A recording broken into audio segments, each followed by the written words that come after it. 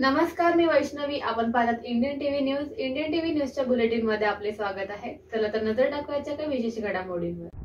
डोंबिवली 143 मतदारसंघात मतदान कर्मचारी, presiding officer, first polling officer, other polling officer असे 2 सत्रात प्रशिक्षण आयोजित करण्यात आले होते. प्रथम सत्रात प्रथम उपस्थिती नोंदवून त्याच ठिकाणी 40 मतदान कर्मचाऱ्यांसाठी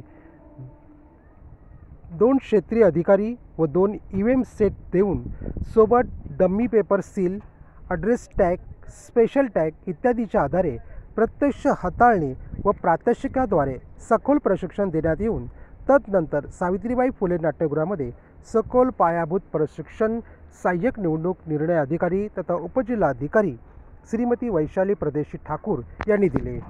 त्यांनी सर्व उपस्थिती अधिकारी कर्मचाऱ्यांच्या शंकाचे निरसन केले.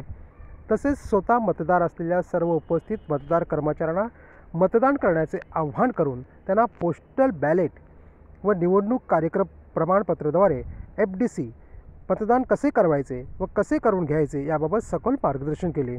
या प्रशिक्षण दरम्यान मतदान कर्मचारी यांच्यासाठी वैद्यकीय कक्ष व तत्काळ निवारण कक्ष कार्यान्वित करण्यात आला आहे. त्याचबरोबर मतदार जागृतीचा एक भाग म्हणून निर्भीडपणे व निपक्षपातीपणे मतदान करण्यासाठी प्रतिज्ञा घेण्यात आली.